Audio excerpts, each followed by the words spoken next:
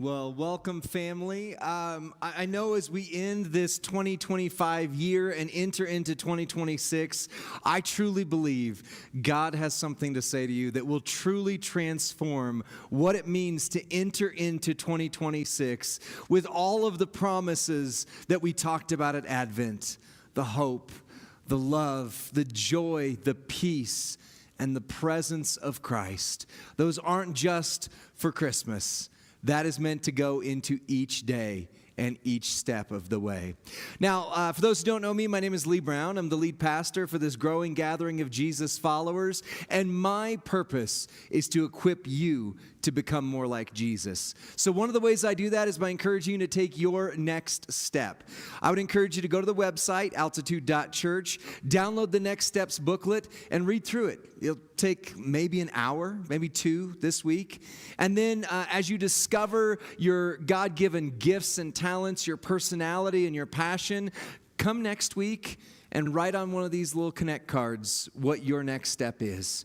And then I'll get in touch with you and help you take that step into baptism, into serving, into giving, into discovering the hope that's found in Jesus. Because I truly believe it changes everything. Now, if you've been a part of this church for a few years, you know that one of our traditions for the last Sunday of the year, that is the Sunday that falls right after Christmas and right before New Year's.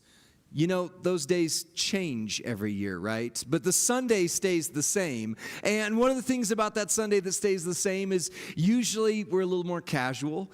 It's a little more relaxed. And one thing that we do is to go back and look at a previous message or series from one of our messages over the last 10 years and kind of look at what God is doing in a whole new way. And I think that as we do that today, I have a kind of a special moment that I think you're going to want to take a part in. So in your weekly guide, there is a little piece of paper. I would encourage you to hold that. Don't doodle on it just yet, or if you do, there's going to be more there. But we're going to have a little response at the end for that. So on April 16th, 2017, I preached for the very first time to this gathered congregation. At the time, it was Sloan's Lake Community Church. It had been North Denver Church of God, and we are also Arvada Church of God that kind of formed the stream that is Altitude Church. But since 1887, this congregation has been making a continuous impact in the Denver metro area. But I stepped into the story just about 9 years ago. April 16th, 2017 was my first message to this church as the brand new lead pastor, and it was an Easter Sunday. So if you feel like, wait a second, we're rushing from Christmas to Easter here, aren't there a few things in between? Today's message is going to set up what we do through the rest of the year, but it was also my first message here together. And coming into that new experience as a new, once younger pastor, do you notice the hair there is still red? I like to say my hair is salt and ketchup, but over the last 9 years, it's gone from ketchup to salt instead. So I don't know what happened there, but that was baby Pastor Lee, my first Sunday preaching as a lead pastor. And I had a request. I didn't know who could do it, but being the new guy, I came in and said, hey, who here does like woodworking stuff? Because it's obviously not me. You guys don't know that yet or didn't at the time. Now you do. But it's obviously not me. Who here does woodworking stuff? And I was pointed to Norm Johnson. Norm's sick today. Otherwise, I'd have said, everybody clap for Norm. You know, so if you're watching online, Norm, thank you. We appreciate you. And this yes, thank you. We appreciate you a lot. This brand new, somewhat younger pastor comes up to him and says, hey, I know that we're about to preach on Easter. Can you build me a coffin? Yeah, it's exactly what Norm was like. What'd you say? Like, yeah, for the Easter series, I would like a coffin on stage. And you could see in his eyes his moment of like, okay, we voted for this guy, right? Did we make a mistake? Sure, Pastor, I'll do whatever you. Can I ask why? I'm like, absolutely you can. See, for this new year, or sorry, at the time it was the Easter series. For this Easter series, I want to call it the death of worry. And so I'd like to have a coffin on stage. And we're going to talk about it for a couple weeks. And then we're going to do something with it. So during the entire first Easter series, my first series here as pastor, that coffin lived right here on stage for all to see. Well, not right here. It was a different building. But I recognized at the time the unrest that people felt in their souls, the challenges that each of us had walked through, and the reality that worry, fear, doubt, but not doubt in the sense that you explore your doubts and it leads to a deeper faith, doubt in the sense of that crippling, I don't know if I can do this, was a present reality at that time. I went back to that message, and a 33-year-old version of myself spoke these words. Easter brings with it hope of spring, of flowers blooming, and a certain warmth returning, not just to the atmosphere, but perhaps to our world. How fitting that that's the words I'm saying on the first day. It actually got cold this year. In a spiritual sense, if you are a follower of Jesus Christ, you also begin to focus more on the hope of the resurrection. The hope not only promised, but delivered with an exclamation point as Jesus rose from the grave. Spring, new birth in nature, a new season, the reminder of Jesus' promises, hope. But then this is where it gets interesting. Listen as I said these words and think about how little baby 2017 Pastor Lee knew about what was coming next. If I may say so, perhaps this year more than ever, we need to be reminded that there is still hope. And not just a glimmer of hope either. There's a hope you can hold on to. It's enough to grip your fists into. It's a hope we can feel burn within our chests. A hope that fights back against the circumstances. Because this season has been a doozy, hasn't it? 2017. I don't care what your political allegiance is this past season, we all went through the ringer together. A nervousness sits over our nation that many haven't felt since the Cold War. Technology has brought us many blessings and great advancements. And yet, we don't go a day without hearing about a hack, a breach, a virus, people stealing or snooping into our most private information. We've made huge strides medically, and yet it seems like every day we hear the word cancer dripped from shocked lips. And yet in spite of all of this, I want you to know today there is hope. In fact, I believe God is speaking a vision of hope, not just for our lives, but over our city.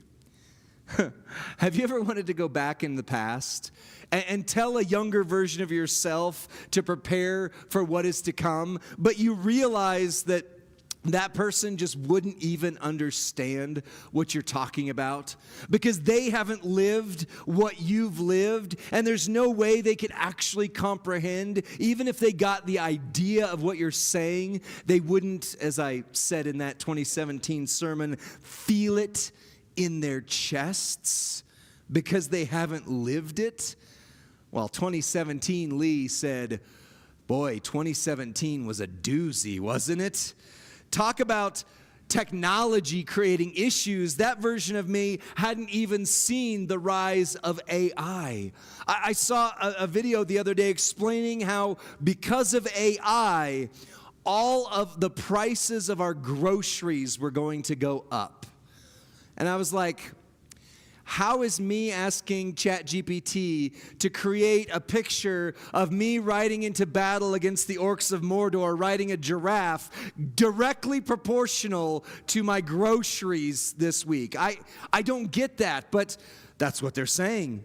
I talked about medical issues that Lee hadn't even experienced a season of cascading pandemics that we still are feeling the effects of in various ways today. There's a commercial out now where the new thing for Lysol is it stops coronarococco flu. I don't know. But either way, they're like, it's the coronavirus, the norovirus, the common cold, and the flu.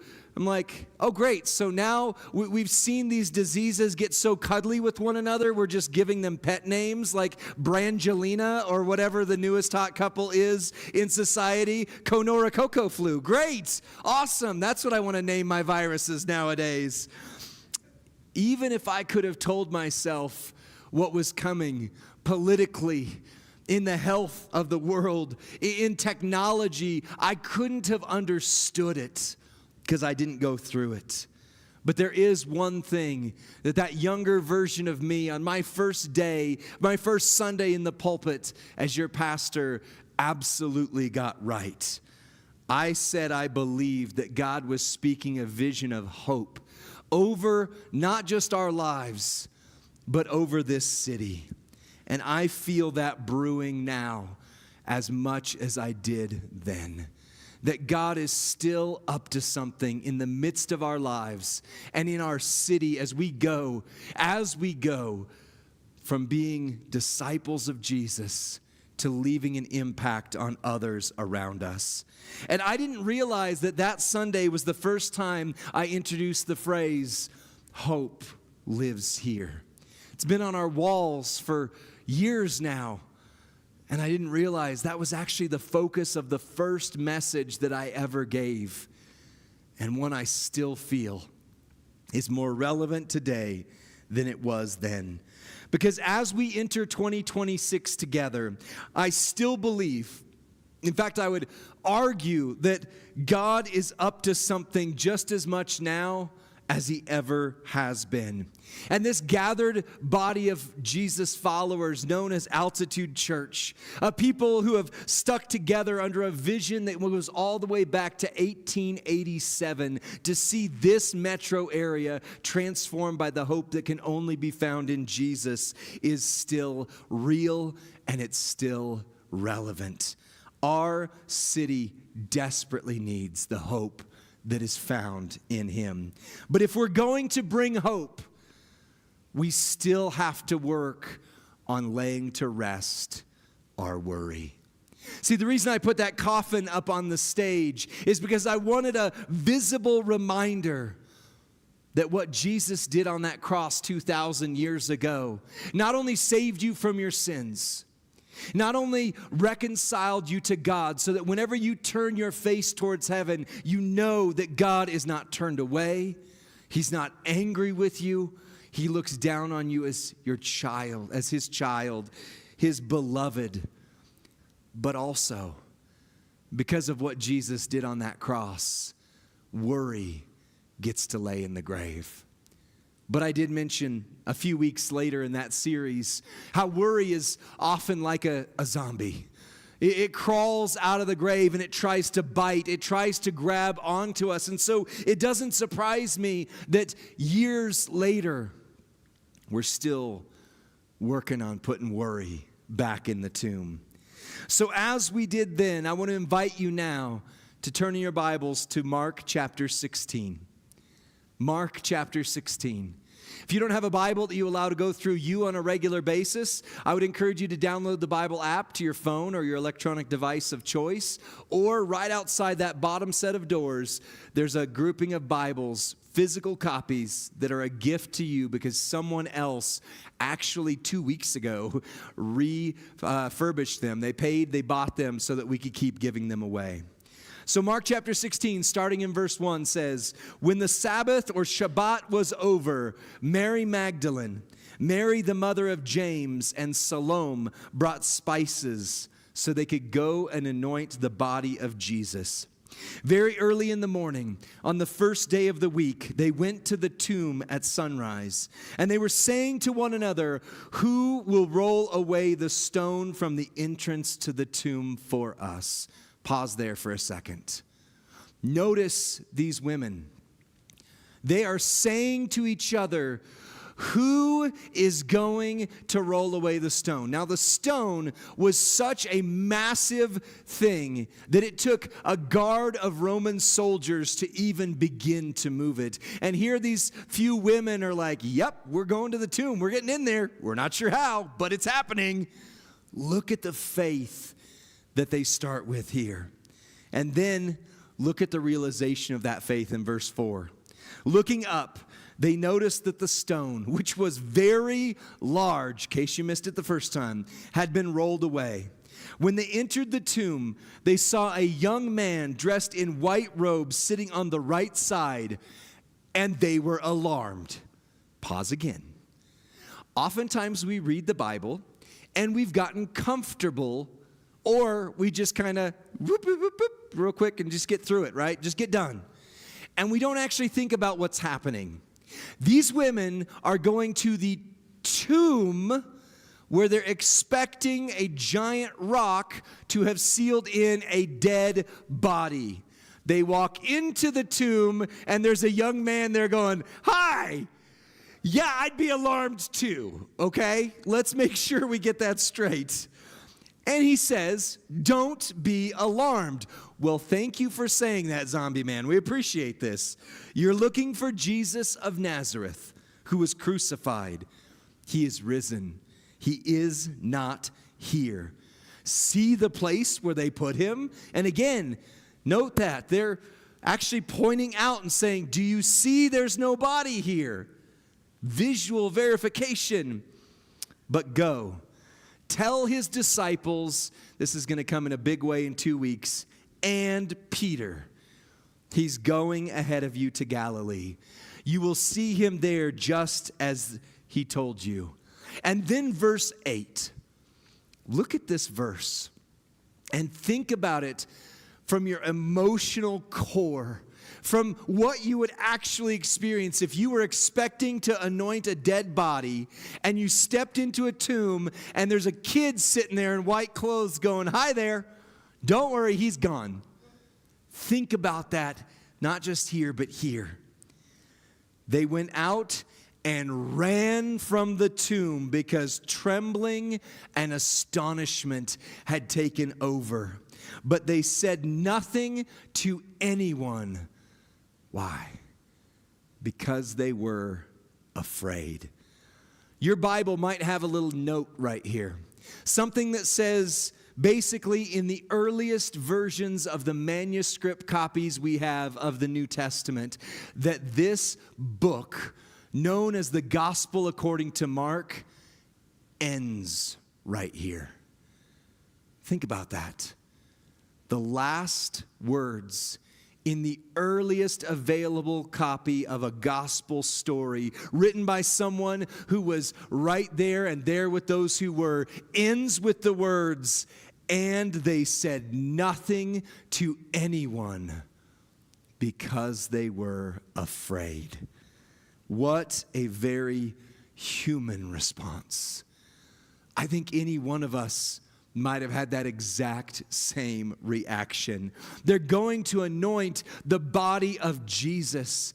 As they go, they have this faith overwhelming them that even though they're not strong enough to move this giant stone, it's gonna happen. But then when they actually see the empty tomb, something in them gets frightened. They walk away afraid. And the very thing they were told to do, which is to, by the way, go and tell everyone, which would have been extremely countercultural. This was a day and age where the word of a woman was not even admissible in court. Not saying I like that, just saying the way it was. And yet these women are commanded by an angel to go and spread the news. And instead, what do? I'm not talking about this. I don't know what's going on. I am afraid. But there are many scholars who believe this is where the Gospel of Mark actually does end. And what a fitting way to end it. Because it leaves you in that cliffhanger moment. Now, if there were nothing to follow it up, That's when it gets to be problematic. My wife, famously for me, does not like watching shows that don't end.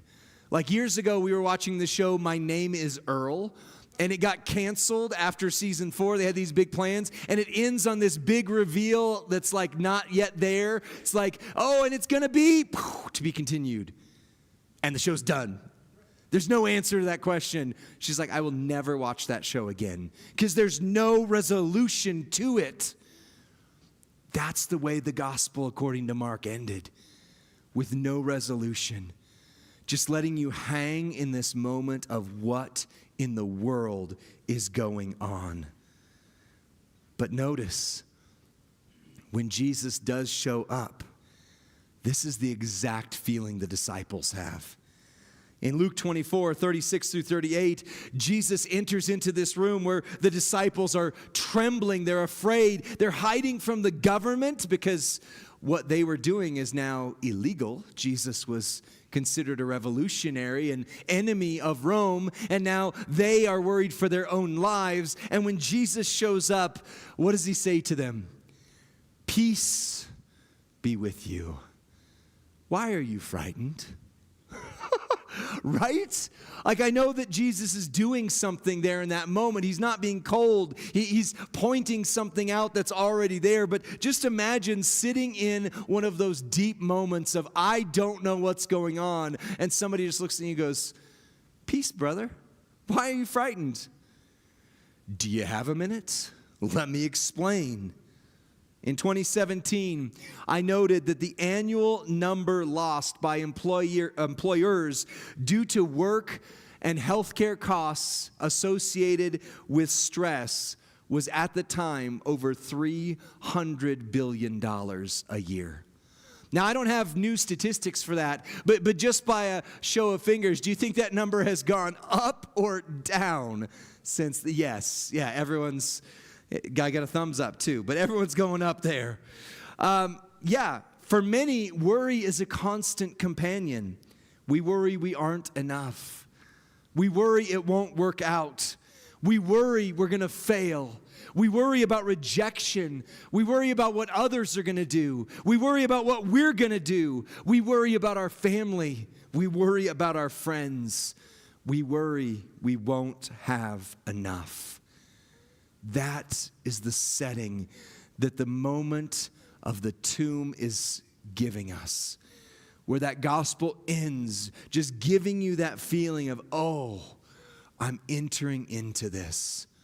Because you see, so many of us don't just spell worry W-O-R-R-Y.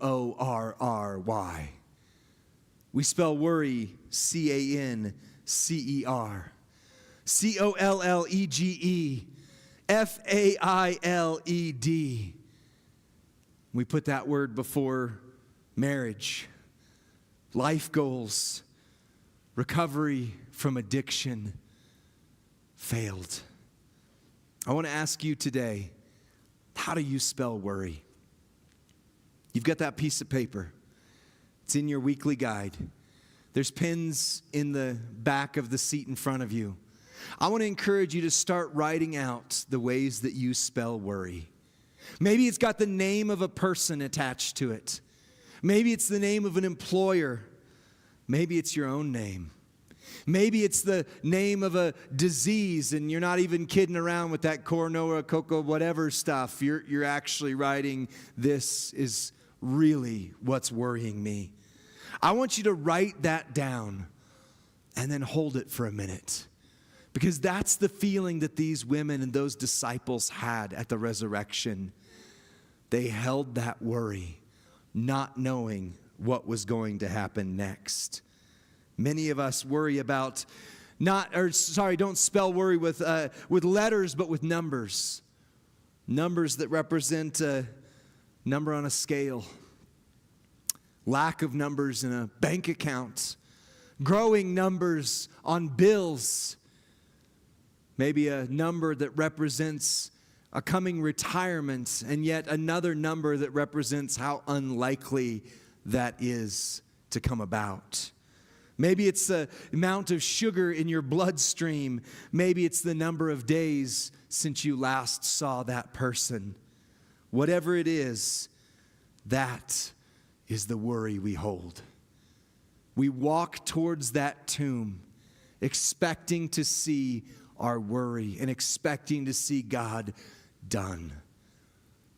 And yet, when we get there, that stone is rolled away. So one thing I want you to remember this morning, God is already at work in your worries. Like those women, I encourage you to keep walking in faith. See, sometimes we hold those worries like you've got in your hand now, and we say, God, once all of these things are cleared up, then I'll come find you.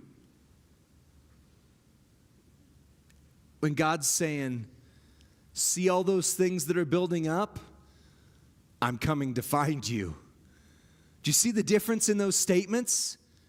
It's the difference between the women walking to the tomb and walking away from the tomb. Walking to the tomb, they knew that something was going to move that stone away. But walking away from the tomb, they held these worries like, oh my gosh, what is actually happening? They sat in that. But God is already at work in your worries.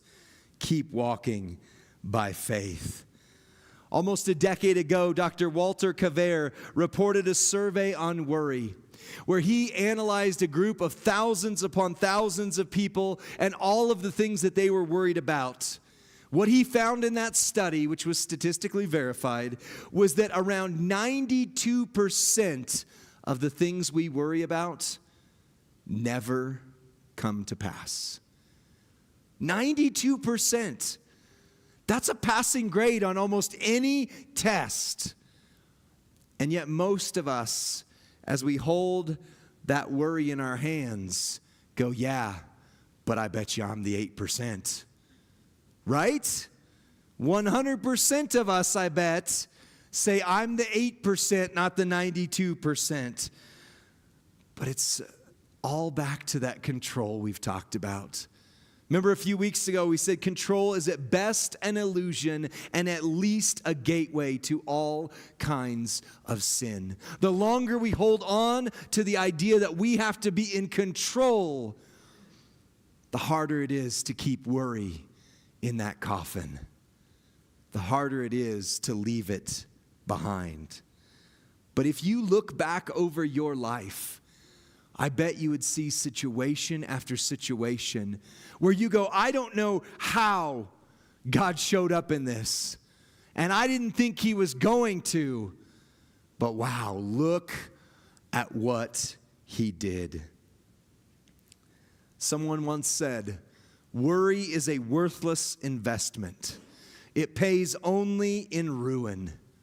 And Jesus himself said, who by worrying can add even a single hour to your lifespan?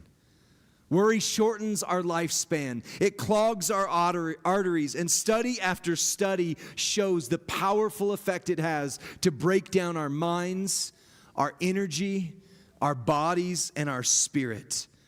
Yet, as we walk towards those very things that we worry about, we can do so knowing that God is going to show up.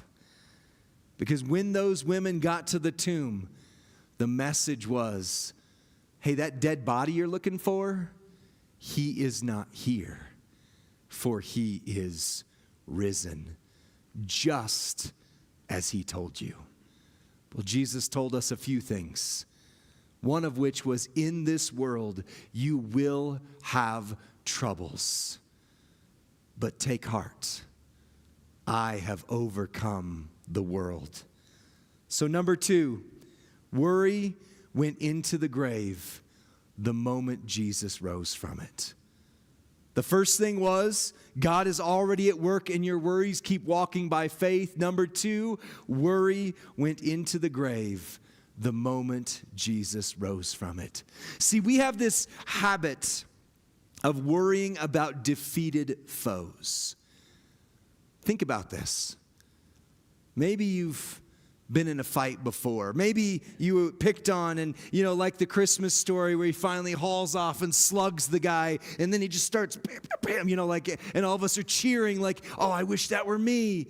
Like some of us have socked our bully in the mouth. Some of us have defeated that worry before, but then we're like, it was kind of warm and cuddly. Are you okay, worry? I worry about you, worry. And then you pick back up the worry, and then it starts to infect you all over again. The trick to worry is to not try to take back control, to leave it in the grave. Because that victory, that worry, that death that the grave has is not final. And we're reminded by the cross that when Jesus defeated the powers of hell and sin and shame and even worry, that was once and for all. But here's the thing. We need to hear that about as often as we remind ourselves of our worry. John Wesley famously said, Christians should preach the gospel to themselves regularly. Because we forget and we go back. It's like that ex-boyfriend or ex-girlfriend that you start thinking about in the middle of the night and you're like, man, wonder what life would have been like with them. Start going, man, I miss that worry. It kept me warm, even if it was a little mean to me sometimes. But that worry is in the grave. In 2017, I asked you to write those words of worry on a piece of paper. And then for each Sunday after Easter, I invited you to throw them into a casket. I didn't ask Norm to build a casket again. I don't know where that one went to. It was nice. It was all gothic looking and that traditional, picture of skull and crossbones and RIP on it.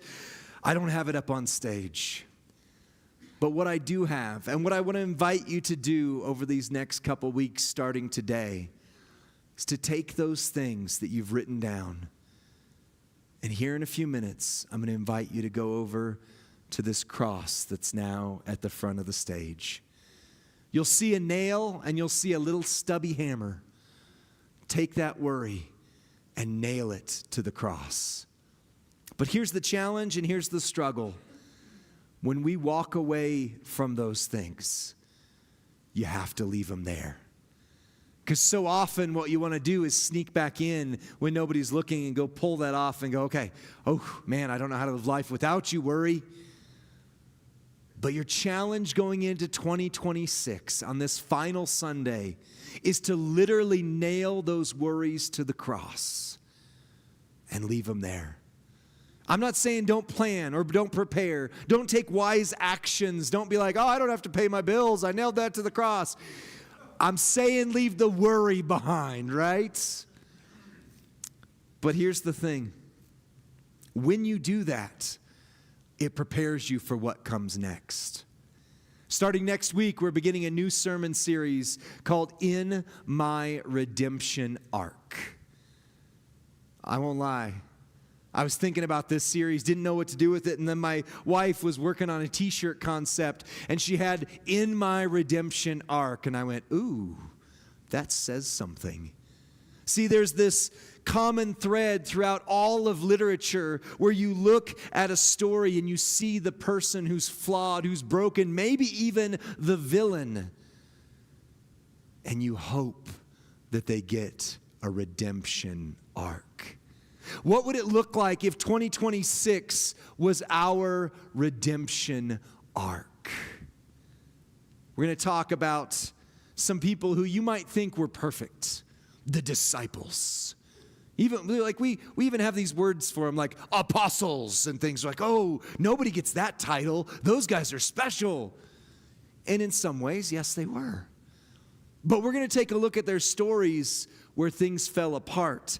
And in 2 weeks, we're going to take a look at why the angel said, go and tell all of the disciples, see group 1, and Peter. Why did Peter get separated out? We're going to talk about that because he had to go through a redemption arc moment. But to prepare for that, I want to encourage you to prepare your heart and write down all those worries. Because I'll guarantee you one thing. This next year can be what shapes the next 20 years, the next 10 years, the next 5 years of your life. So if it's going to, we need to leave some things behind, and we need to pick up some things that are different. Starting January 15th, we're going to start something different here. January 15th, it's a Thursday night at 6:28 p.m. And every Thursday night for 1 year, we're going to enter into a guided discipleship experience I call the Foundations of Biblical Life Masterclass. 20 years ago, I experienced this class. It's been updated and changed throughout for the last several years by me and some other leaders, so that it is an experience that I believe will truly change your life. Because the reality is, we need to encounter not just things we should believe, like what we believe. We also need to understand why we believe what we believe. And so during this experience, I'll go through a little lesson for about 45 minutes on that night. And then we spend about 45 minutes digging deep together, exploring our questions, sharing our doubts, and owning our faith, so that what happens in 2026, 2027, and beyond can look different than what is now. This class has changed hundreds of lives over the past couple decades, and I am so excited to bring it here to you. Here's the thing, though. When I say I want to invite you to it, it's going to take some things. It's going to require laying down some older things so that you can pick up something new. One of those is your need to control your schedule. Because here's what you're going to say. Oh man, you don't know how busy my Thursday nights are. I know. This is more important. You don't, I mean, man, it's late. I don't drive that late at night. I know. Invite your grandchild. Have them drive you. Have them experience it with you. You might even sneak them into the class with you, right? Oh, but you don't know how busy my schedule is. Oh, I know. It's worth making room for on your calendar.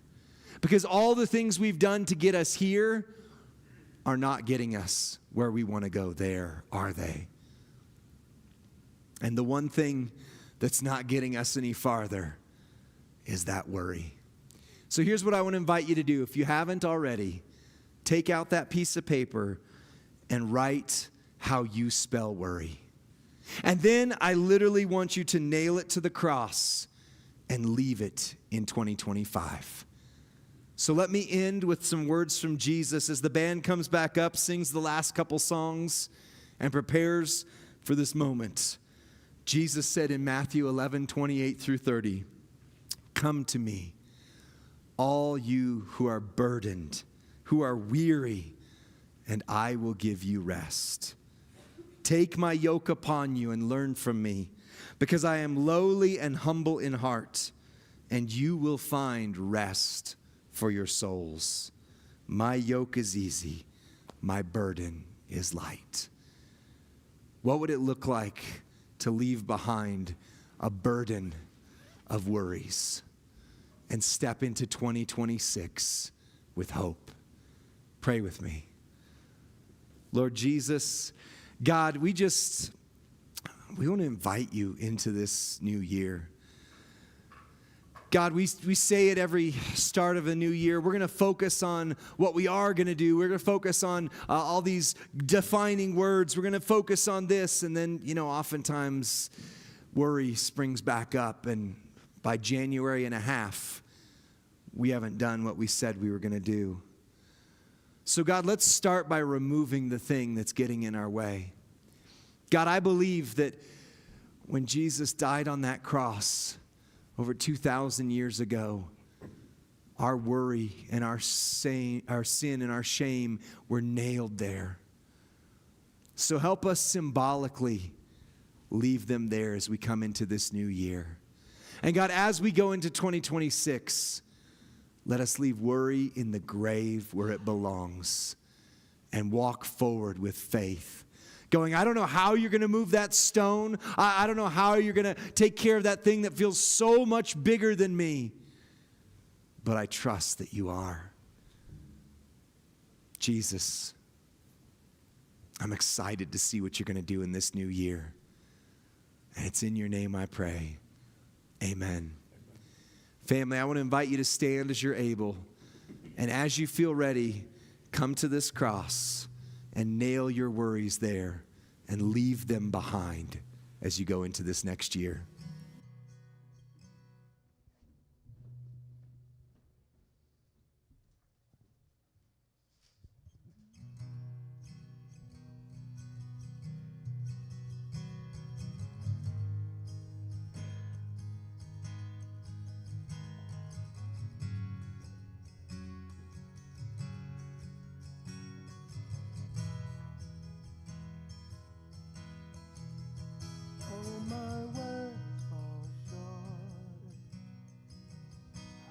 Got nothing new. How can I express all my gratitude? I could sing these songs as I often do, but every song must end.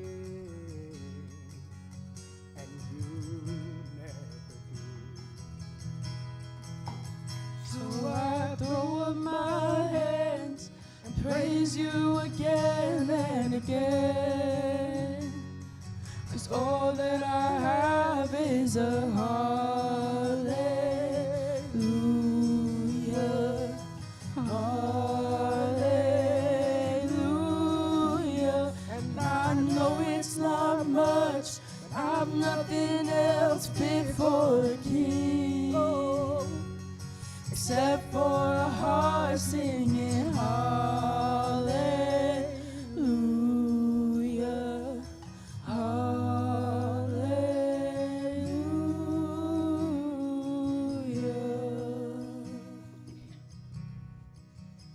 I've got one response